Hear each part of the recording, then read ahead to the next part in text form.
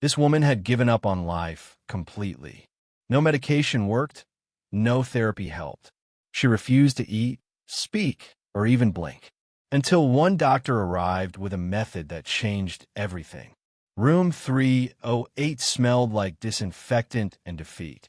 Maria Santos lay on the narrow bed, hands at her sides, eyes closed but not sleeping. For 6 days straight, she hadn't moved, hadn't spoken, hadn't acknowledged that anyone else existed in the world. The nurses called her the statue. Cold, still, unreachable. Dr. Rebecca Walsh, the head psychiatrist, sat across from Maria's bed, reviewing the file for the 10th time this week. 3 attempts in 2 months. Pills first, then the bridge, then the razor. Each time they'd pulled her back, each time she'd grown more distant. Like she was practicing for the final exit. "Maria, can you hear me?" Dr. Walsh asked, knowing the answer. No response. Never was. Maria's breathing stayed shallow, her face blank as paper. The monitors showed she was alive, but that was about it. Heart beating, lungs working, brain functioning, but the person inside had checked out completely. The nursing staff rotated every few hours. Nobody could handle Maria for long. Not because she was difficult, but because she was disappearing right in front of them. Nurse Jenny Morrison, who'd worked psych for 12 years, said it best. It's like watching someone die in slow motion, and there's nothing you can do to stop it. Maria's family had stopped visiting after the 2nd week. Her sister Carmen couldn't handle seeing her like this. Her mother Elena spent 3 days crying in the hallway before the doctors suggested she take a break. "She's not there anymore," Elena had whispered to Dr. Walsh. "My daughter is gone." Carmen still came every other day, but stood in the doorway. Never entered, never spoke, just watched her sister fade away. She brought flowers, sometimes daisies, because Maria used to love daisies. But Maria never looked at them, never acknowledged them. The flowers would wilt on the windowsill like everything else in that room. Elena called Dr. Walsh twice a day, asking the same questions. Any change? Any hope? Any reason to believe her daughter might come back? Dr. Walsh gave the same answers. No change. Limited hope. Medical science had reached its limits. The medication list grew longer each day. Antidepressants, antipsychotics, mood stabilizers. Nothing touched her. Dr. Walsh had consulted with specialists from Boston, Chicago, even a renowned suicide expert from Switzerland. Every recommendation had been tried and failed. Maria existed in some gray space between living and dying where medical science couldn't reach her. Dr. Kenneth Morrison, the hospital's chief of staff, had called 3 meetings about Maria's case. Insurance was asking questions. The bed was needed for other patients. How long could they justify keeping someone who showed no signs of improvement? Dr. Walsh fought for more time, but even she was running out of arguments. The night shift nurses had started making bets. Morbid maybe, but necessary. How long before Maria's body gave up? How long before her heart stopped beating? Some said days, others said weeks. Nobody said months. Nobody believed she had months left in her. During shift changes, they whispered about her. The woman in 308 who wanted to die. Some of the newer staff were afraid to enter her room. Not because she was violent, but because the despair was contagious. You could feel it seeping out from under the door like toxic gas. Dr. Sarah Kim, the hospital therapist, had tried everything. Music therapy, art therapy, pet therapy. Maria responded to nothing. Dr. Kim had worked with suicide cases for 8 years, but Maria was different. Most patients who survived attempts showed some flicker of regret, some tiny spark of wanting to live. Maria showed nothing. Like that spark had been extinguished completely. The kitchen staff stopped sending meal trays. Maria hadn't eaten solid food in 4 days. They fed her through and for now pumped nutrients directly into her bloodstream. Her body was consuming itself, slowly, methodically. Even her hair looked lifeless. That's when the rumors started about the man in the hallway. Maintenance workers mentioned seeing someone who didn't belong wandering the psychiatric wing. Security cameras caught glimpses of a figure in a white coat, but when guards checked the footage later, the images were always blurry, unclear. Like he existed in the spaces between certainty. Jake Martinez, the night security guard, had seen him twice. Once near the elevator, once outside room 308. Both times Jake had approached, but the man disappeared around corners, vanished into empty rooms. Like he knew exactly where the cameras couldn't see him, Jake told his supervisor. The cleaning lady, Rosa Gutierrez, claimed she'd spoken to him. Middle-aged man, quiet voice, asked about the woman who'd given up. Rosa said his eyes were different. Like he'd seen things, she told the other staff. Bad things, but also how to fix them. Dr. Walsh was reviewing Maria's latest blood work when Nurse Morrison knocked on her office door. "Doctor, there's someone here about the Santos case." She paused, looked uncomfortable. "He says his name is Dr. Shadow." "Dr. Shadow?" Walsh frowned. "I've never heard of him. What's his specialty?" He wouldn't say. Just asked about the woman who wants to die. Those were his exact words. Walsh stood up, straightened her coat. "Where is he?" "That's the thing. He was here a minute ago, but now." Morrison shrugged. "Security can't find him anywhere." Dr. Walsh called security immediately. They searched every floor, every room, every closet. No sign of anyone matching the description. The front desk had no record of any visitor.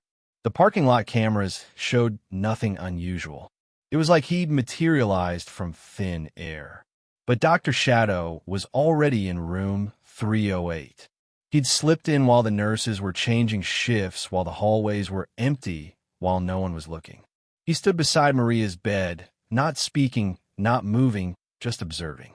She hadn't opened her eyes, but something in her breathing changed. Became more shallow, more careful. The room felt different with a minute. Warmer, somehow, despite the hospital's aggressive air conditioning. The constant beeping of monitors seemed quieter, less intrusive. Even the smell of disinfectant faded, slightly replaced by something else. Something that reminded Maria of childhood, of safety, of times before everything went wrong.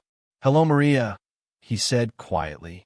His voice wasn't loud, wasn't commanding, just present. "I know you can hear me, even if you don't want to." Maria's eyelids fluttered once, then went still again. But her heart rate increased slightly. The monitor showed it, a tiny spike in the flat line of her existence. Dr. Shadow noticed everything, noticed the change in her breathing, the slight tension in her shoulders, the way her fingers curled, almost imperceptibly.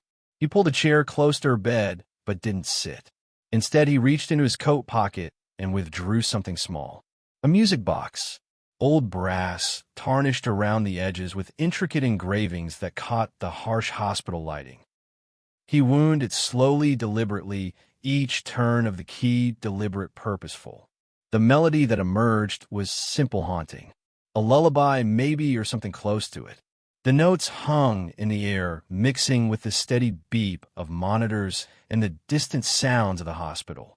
But somehow the music was stronger, cleaner, like it was washing away everything else. Maria's breathing changed again. Deeper now, less guarded.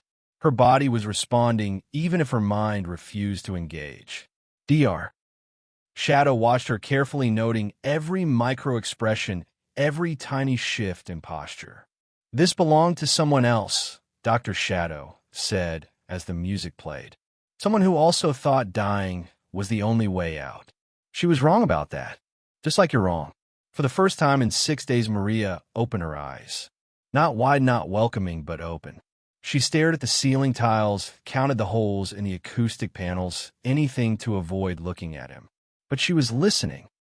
Really listening for the first time since the bridge. "You think you're protecting everyone by leaving," Dr. Shadow continued. "That's what this is really about, isn't it?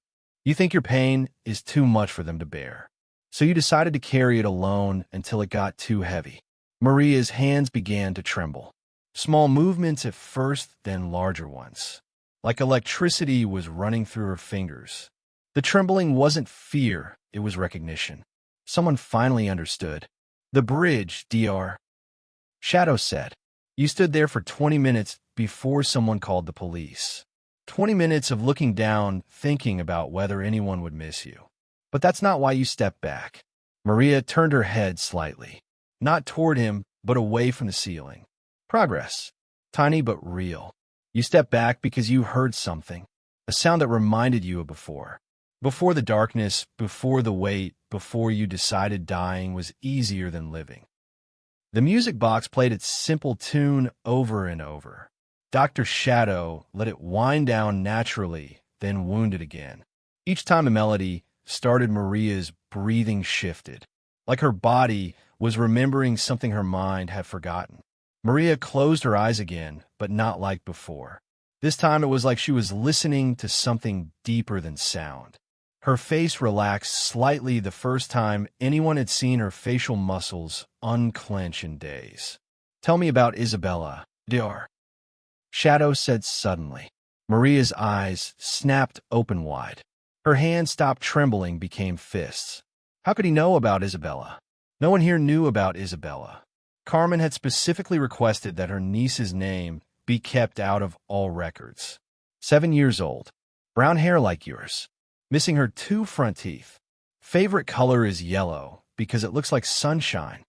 Maria's mouth opened slightly, but no sound came out. "Dr."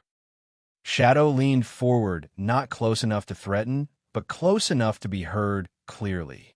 She asks Carmen every day when Mama is coming home. Carmen doesn't know what to tell her. How do you explain to a 7-year-old that her mother doesn't want to live anymore? A single tear rolled down Maria's cheek, the first sign of life anyone had seen in days.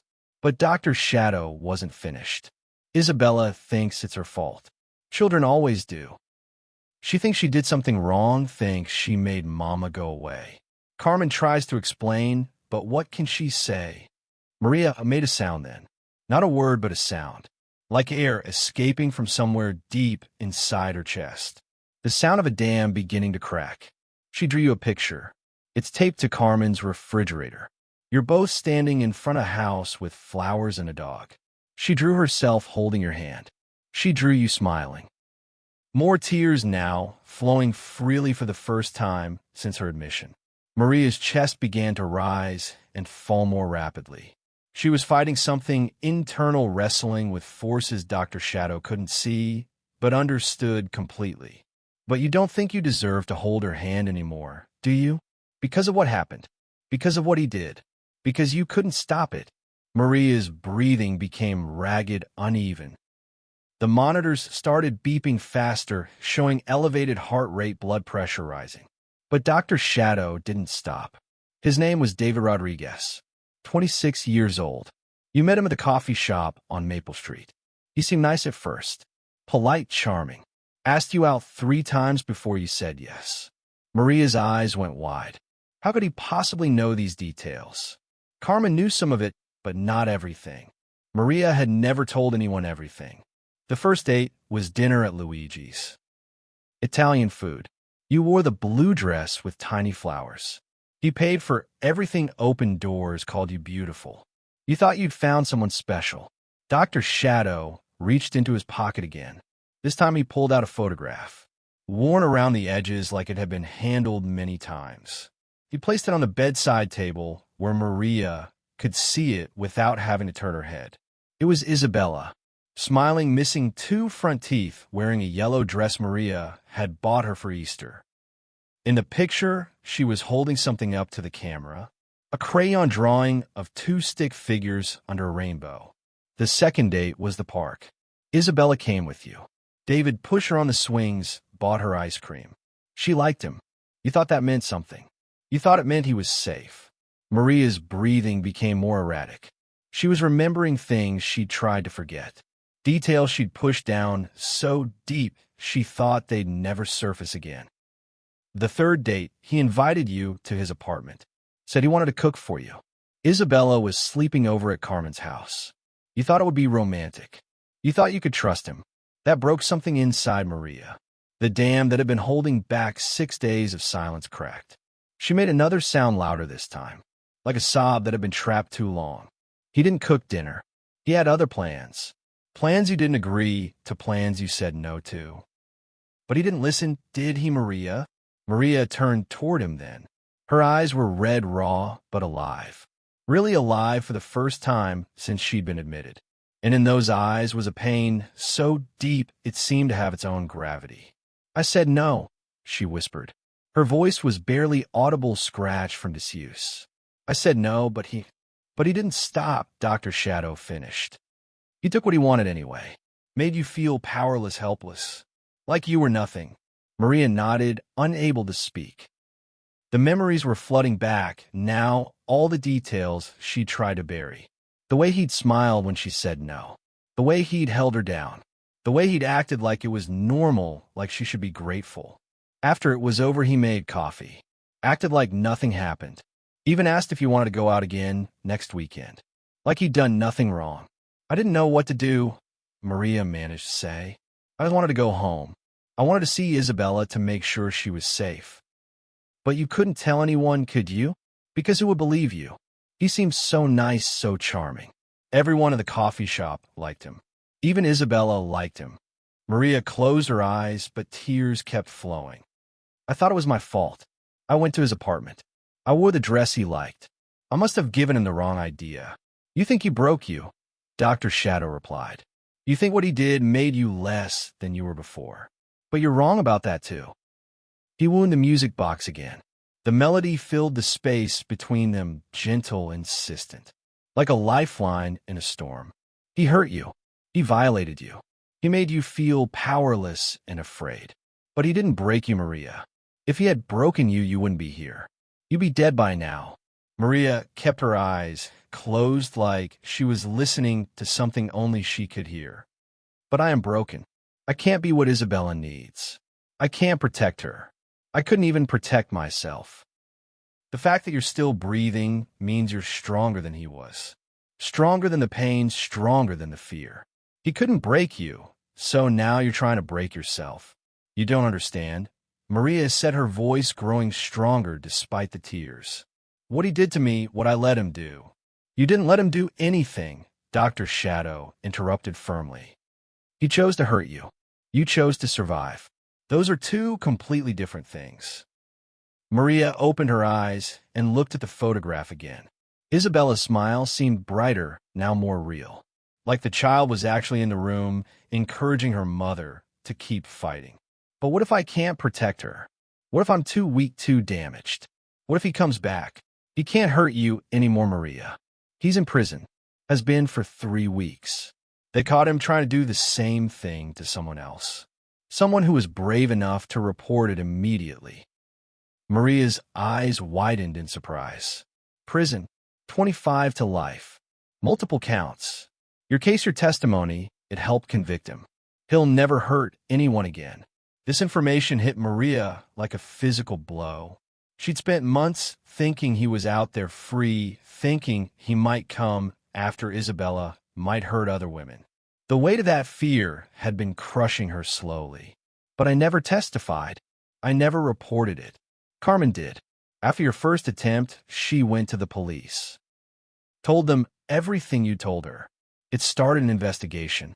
Other women came forward. You weren't his only victim, Maria. The room went quiet except for the music box and the steady beep of monitors. Maria processed this information slowly, carefully. For months, she'd been carrying guilt that wasn't entirely hers to bear. You've been protecting her this entire time, Dr. Shadow said. Even lying here, even wanting to die, you've been protecting her. Because you love her more than you love your own pain. He reached into his coat one more time. This time he pulled out a small notebook. Plain brown, leather worn from use. The kind of journal that looked like it held important secrets. This is for you to write in. Not for doctors, not for therapy. For Isabella. When you're ready, when you can find the words. Tell her your story. Tell her why you went away and why you came back. Maria took the notebook with shaking hands. It felt solid, real. Like an anchor in the storm that had been raging inside her head for months. I don't know how to come back, she admitted. I've been gone so long. What if she doesn't remember me? What if she's better off with Carmen? Children don't forget their mothers, Maria. Isabella, knows your voice, your smell, your laugh. She's been waiting for you to come back to yourself. Dr. Shadow stood up slowly, deliberately. He placed a music box on the bedside table next to Isabella's photograph. The melody continued playing, soft and persistent. When the darkness gets too heavy, wind this up. Remember that somewhere a little girl is waiting for her mama to come home. And she doesn't care if you're broken or scared or changed. She just wants you. Maria held the notebook against her chest like a shield. What if I can't write the words? What if I don't know how to explain? Start with Dear Isabella. The rest will come. Dr. Shadow moved toward the door, but stopped before leaving. He turned back to face Maria one last time. Maria? She looked up at him for the first time, really looked at him. His face was kind, weathered, like someone who'd seen too much but hadn't let it make him cold. You're not trying to save yourself anymore. You're trying to save her. That makes you stronger than you know. After he left, Maria lay in the silence for a long time. But it wasn't the same silence as before. This silence had space in it, room to breathe, room to think. She picked up the photograph of Isabella, studied every detail. The gap-toothed smile, the yellow dress, the rainbow in the background. The drawing Isabella had made showed two figures holding hands. One tall, one small, both smiling. Maria traced the crayon lines with her finger, remembering the day Isabella had drawn it. A Saturday morning at the kitchen table, while Maria made pancakes. Isabella had hummed while she drew the same melody that was now playing from the music box. Slowly, carefully, she opened the notebook. The pages were blank, waiting. She found a pen on the bedside table, tested it on the first page. The ink flowed dark and steady. Dear Isabella, she wrote. Mama is sorry she went away. The words came slowly at first, then faster. Years of silence poured onto the pages. Everything she'd wanted to say, but couldn't. Everything she'd been too afraid to admit, even to herself. She wrote about the night terrors, about waking up screaming, thinking he was in the room. She wrote about the way food tasted like nothing, about how colors seemed dimmer after what happened. She wrote about the bridge, about standing there feeling like the world would be better without her. But she also wrote about love, about the way Isabella's laugh could fill an entire house, about bedtime stories and scraped knees and the time Isabella lost her first tooth and put it under her pillow for the tooth fairy. She wrote about all the reasons she needed to stay alive. 3 hours later, the notebook was half full. Maria's hand cramped from writing, but she didn't stop. This was the first time in months she'd felt productive, useful, like she was doing something that mattered. Dr. Walsh found her still writing. Maria looked up when a doctor entered, but didn't stop. Her hand moved across the page, steady, determined. Maria? Dr. Walsh said softly. How are you feeling? Maria paused, considered the question. How was she feeling? Different. Lighter somehow. Like a weight she'd been carrying had shifted slightly. Like, I want to go home, she said finally. It was the first time in 6 days anyone had heard hope in her voice. Dr. Walsh sat down in the chair Dr. Shadow had used earlier. She noticed the music box playing its gentle tune, noticed the photograph of a child she'd never seen before. Who is Isabella? Dr. Walsh asked. My daughter, Maria said. My reason for everything. The music box played its simple tune, and somewhere across town, a little girl named Isabella looked out her bedroom window and whispered, Come home, Mama. Please come home. Dr. Walsh called Carmen immediately, told her about the change in Maria, about the notebook, about the first signs of real progress they'd seen. Carmen was skeptical at first. She'd been disappointed too many times. But Dr. Walsh insisted this was different. Carmen arrived an hour later, carrying a small duffel bag. Inside were things she'd brought from Maria's apartment. A sweater that smelled like home. A pillow from Maria's bed. And buried at the bottom, a small stuffed elephant that Isabella had insisted Carmen bring. She said to tell you that Mr. Peanuts missed you. Carmen said, placing the elephant on the bed next to the music box. Maria picked up the elephant, held it close. It smelled like Isabella's room, like fabric softener and childhood dreams. She named him Mr. Peanuts? after you left. She said he looked lonely, so she gave him a happy name. Maria buried her face in the elephant's soft fur. For the first time in months, she smiled. A real smile, not the plastic one she'd worn for doctors and nurses. A smile that came from somewhere deep inside. "Can I see her?" Maria asked. "Is she okay? Does she hate me?" Carmen sat on the edge of the bed. "She doesn't hate you. She's confused, scared, but she doesn't hate you. She asks about you every day." "What do you tell her?" "That Mama is sick but getting better. That she needs to be patient. That you love her more than anything in the world." Maria nodded, clutching Mr. Peanuts tighter. "I do love her. That's why I thought she'd be better without me. Without all my problems, all my damage. She doesn't care about your problems, Maria. She just wants her mom back." The recovery wasn't instant, wasn't miraculous. Maria spent 3 more weeks in the hospital, working with therapists, processing trauma, learning to separate what happened to her from who she was. But something fundamental had shifted. The part of her that wanted to die had been replaced by something stronger, the part that wanted to live for Isabella. Dr. Walsh adjusted her medications slowly, carefully, added therapy sessions with Dr. Kim, introduced art therapy as a way to express feelings that didn't have words yet. Maria participated in all of it, actively engaged for the first time since her admission. The notebook filled up completely, then Dr. Shadow mysteriously provided another one. And another. Security never found him on camera, never logged him as a visitor, but the notebooks kept appearing on Maria's bedside table, along with other small gifts.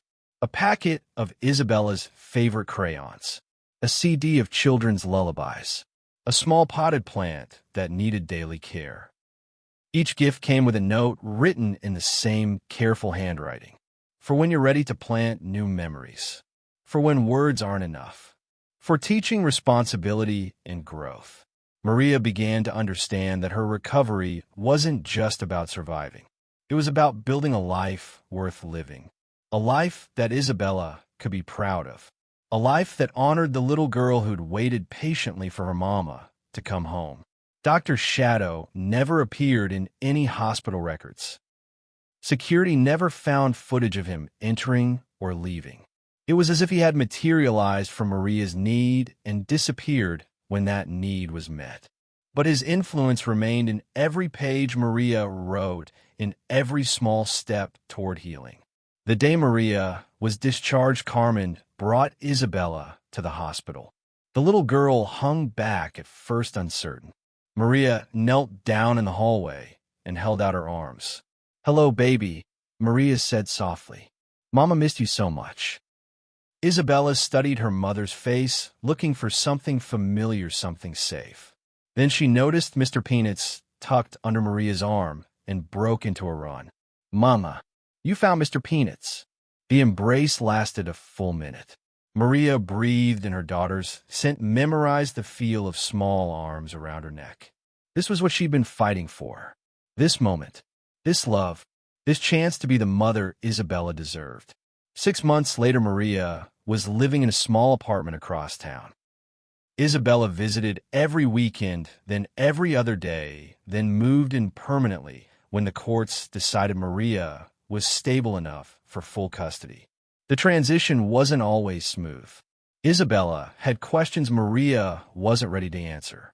There were nightmares, therapy sessions, tense moments when the past tried to intrude on their new beginning. But there were also pancake breakfasts and bedtime stories. There were crayon drawings on the refrigerator and Isabella teaching Maria how to braid friendship bracelets. There were moments when everything felt exactly as it should be.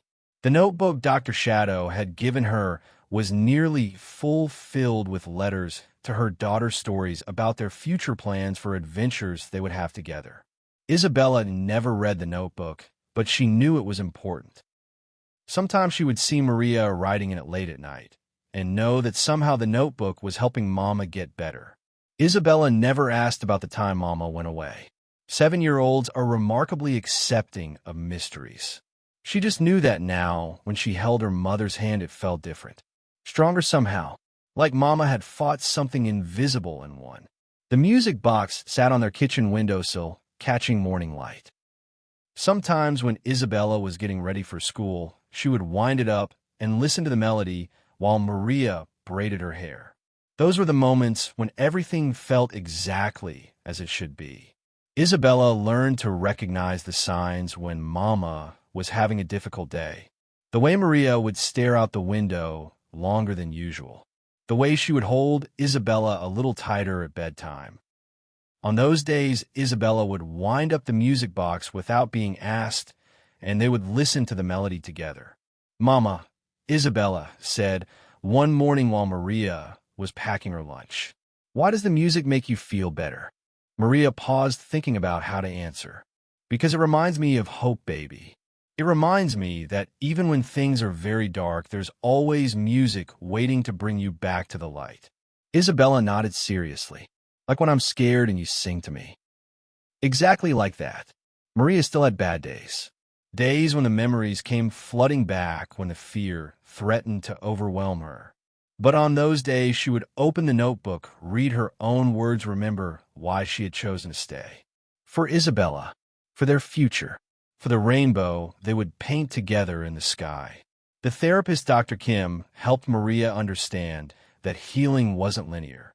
There would be setbacks, difficult days, moments when the old darkness tried to return. But now Maria had tools to fight back. She had reasons to keep fighting. Dr. Walsh continued to monitor Maria's progress. Monthly check-ins, medication adjustments, therapy referrals. The professional relationship had evolved into something warmer, more personal. Dr. Walsh had learned that sometimes healing required more than medical intervention. Sometimes it required believing in the possibility of change. Maria started volunteering at a crisis hotline 6 months after her discharge. At first, she could only manage a few hours a week, but gradually she increased her time. She found that helping others gave her purpose, reminded her how far she'd come. "You have a gift," the supervisor told her after her first month. "People respond to you differently, like they can tell you really understand." Maria smiled. "I do understand. I've been where they are." The work was difficult, emotionally draining, but also rewarding.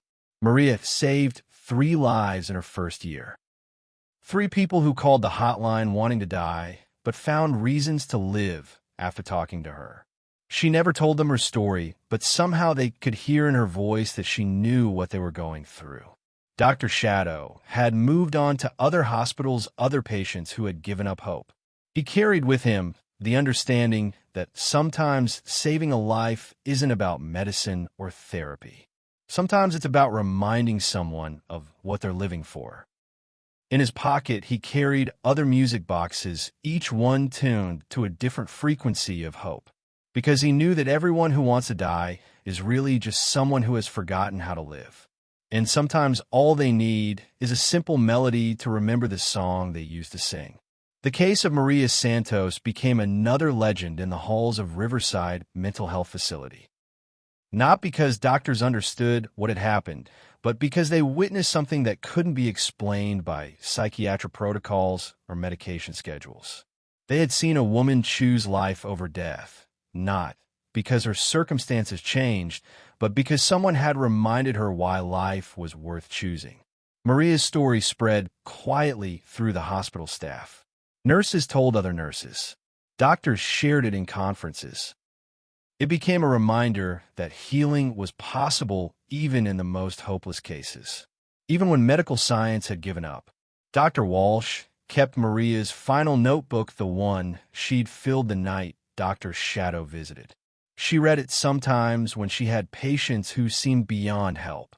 It reminded her that everyone had something worth fighting for, even if they'd forgotten what it was.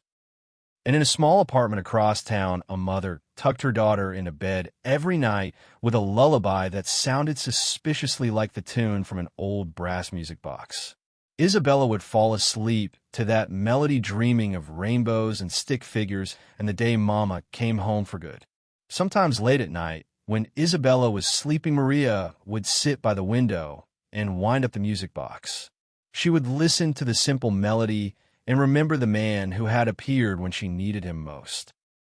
She never saw Dr. Shadow again, but she felt his presence in every page she wrote, every choice she made to keep living. The notebook collection grew.